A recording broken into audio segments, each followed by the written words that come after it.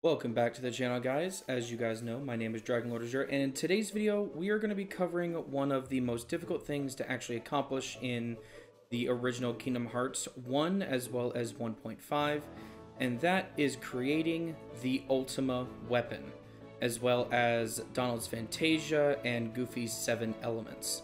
Now, these are found in the accessory shop upstairs with the Moogles, and going to get the items itself is not essentially that hard, but what you have to do is you have to know where to find the items and how to farm them, and in this video I will be showing you guys how to do it. So now, before we actually get into going to actually find the items that we need for these said weapons, we first need to cover the main recipe of the list, which is the Ultima Weapon, and the recipe for it is as follows: 5 Thunder Gems, 5 Mystery Goo, 3 Serenity Power, 3 Stormy Stones, and 3 Dark Matter. Now, 4 of these 5 items can be easily found through grinding out on different Heartless. The Dark Matter is actually made here within the Moogle shop, and I will cover the items that are needed for those specific materials in order to make the Dark Matter as we go along. So let's go ahead and get started with the first item you can get on the list, and that is from the Sniper Wilds that are in the 2nd District within Traverse Town. Now, these can be very tricky Heartless, as if they spot you, they will disappear and spawn multiple copies of themselves, to where you will gain no experience and no items, and they will multiply in numbers. The best and safe strategy to take on these Heartless is to be extremely stealthy and just sneak up on it to where you can just absolutely obliterate it.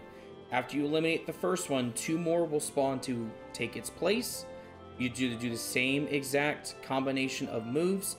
Focus on one, eliminating it, then turn your focus to the secondary one. Now, once you get rid of these 2, again, 3 more Sniper Wilds will appear. Again, using the same exact stealth moves that you used against the first one and the 2 replacements. You just go through, eliminating all 3, and once you've eliminated the 3rd and final Sniper Wild, you will get your first stone, which is the Power Stone. So our next world that we go to is Wonderland, and here we are going to encounter 2 enemies that we need, which are the basic shadows, which we need for lucid shards for our dark matters, as well as their more larger cousins, the Giga Shadows. Now, the Giga Shadows will drop us our Fury Stones, which we need for another weapon in our arsenal. Now, the trick is with the Giga Shadows is not allowing it to touch you. For every Giga Shadow that touches you, it reduces the likelihood of you actually getting a Fury Stone from the actual Giga Shadows. Now, whenever you come to Wonderland, as long as you know that you're getting rings of Shadow Heartless like this, you know that the Giga Shadows are not far behind. So you have a couple of ideas you could do with this. You can either cast Iraga on yourself to make the damaging to yourself a little bit less and it damages them, or you can summon Dumbo as a way to not get hit, or you can just do as I did and just wail on them until they just die. So now this brings us to Deep Jungle for our first of 3 enemies for the items that we need. First covers the Black Ballad. Now, the Black Ballad can be kind of annoying. It appears in the bamboo thicket next to the camp. So the trick is he's going to spawn up 5 versions of himself. One of them's going to shake, and you just have to keep a track of which one shakes, and you just have to hit only that one. So what I recommend is going into first person, as you guys see here, in order to keep track of which one moves. You can get lucky and get a lightning stone before you actually completely defeat him. It's highly unlikely, but it can happen, as you guys have seen. So all you guys have to do is keep wailing on him over and over and over again until he is completely defeated, or until he drops the necessary lightning stones that you guys need for the weapon.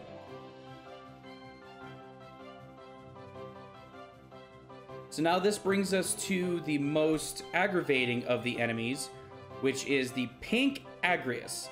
Now, this thing is exceptionally annoying. It's only found in 2 places, in Deep Jungle and Atlantica.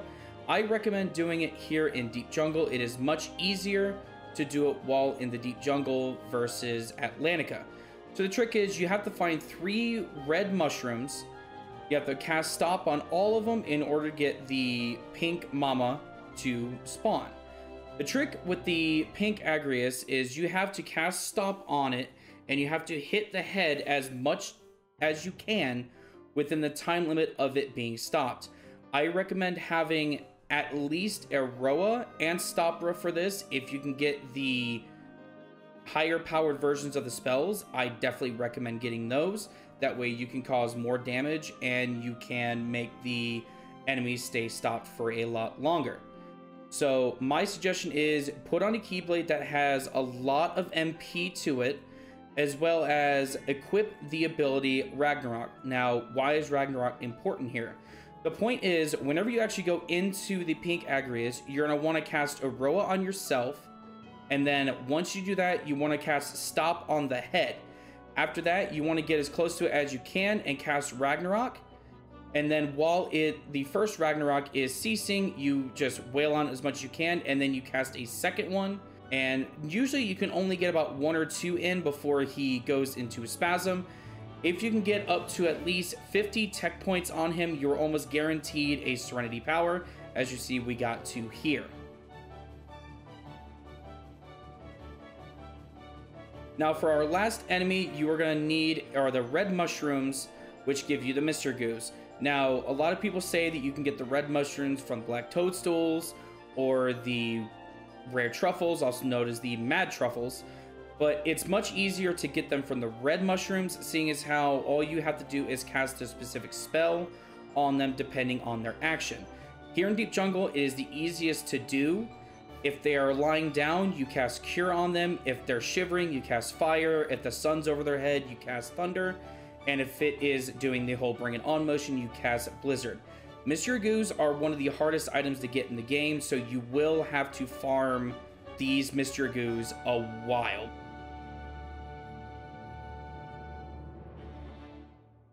Now in Agrabah, if you can actually manage to kill all of these pots, you will get a Mithril Stone for what the enemy known as the Pot Scorpion. If not, the only thing you guys have to do is whenever he charges you or tries to attack you, if you guys deflect it, he'll get knocked onto his back. You wail on him until he dies, thus giving you the Mithril Stone. Pretty straightforward enemy.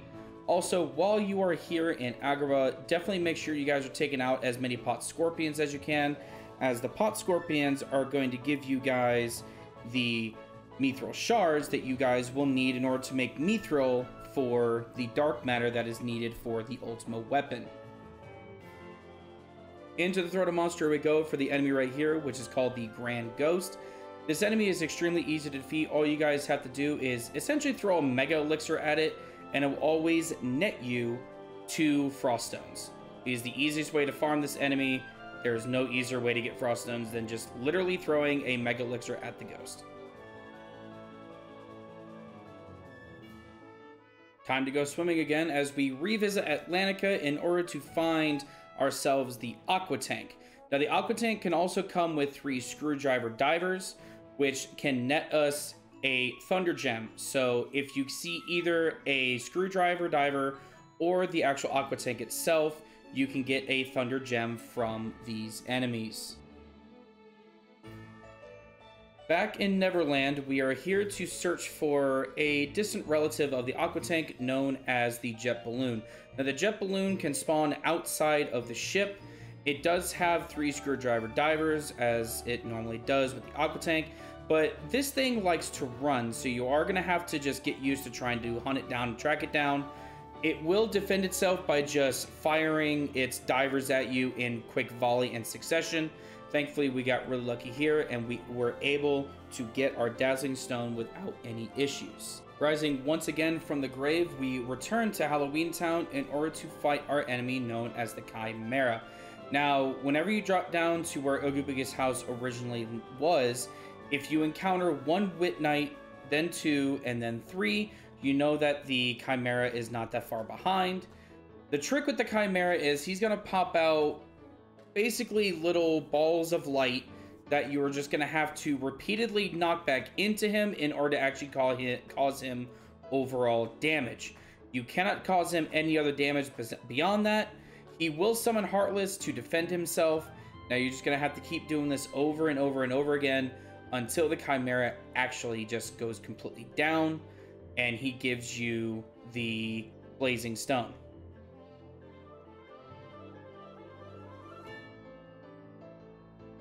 Here we are once again in Hollow Bastion, and here we are looking for our enemy known as the Stealth Sneak.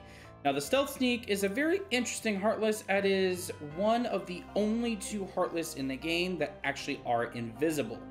The only way you can actually tell that he actually is here is basically his little blue trail whenever he goes to attack you. Now the only problem with this Heartless is if you rid all of the Heartless in the room without actually going after him, he will disappear and you will lose your chance to get after him. So my suggestion is focus on him as soon as you know that he is in the room. There are 2 spots that he spawns. He spawns in the atrium where all the 6 princesses were held captive, as well as in the main room in front of the Great Heart in the middle of the room.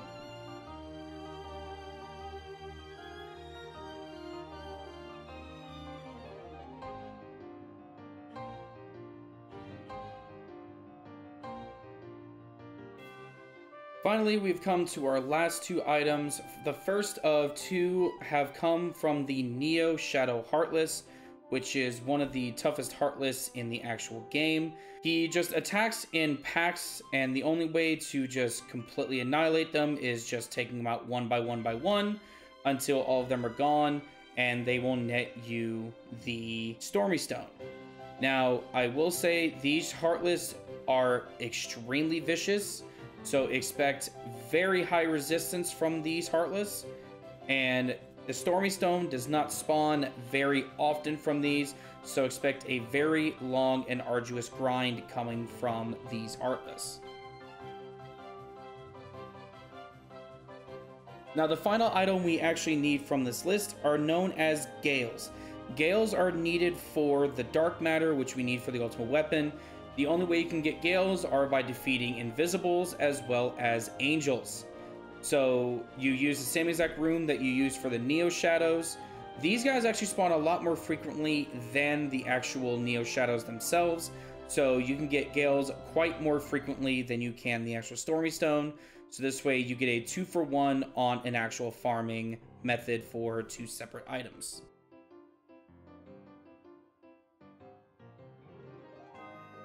So once you've done all of your farming and you've gotten all the items that you need for all 3 of the weapons, you head back to the accessory shop and you talk to the Moogles and you actually make each and every individual weapon. I honestly hope that you guys found this video to be very informative and helpful in your quest to make the ultimate weapons for Goofy, Donald, as well as Sora. Please remember to like, share, and subscribe, as the likes help with the YouTube analytics to help get my YouTube channel much higher off the ground. I really appreciate the support. Until I see you all in the next one, be safe, and I'll see you guys next time.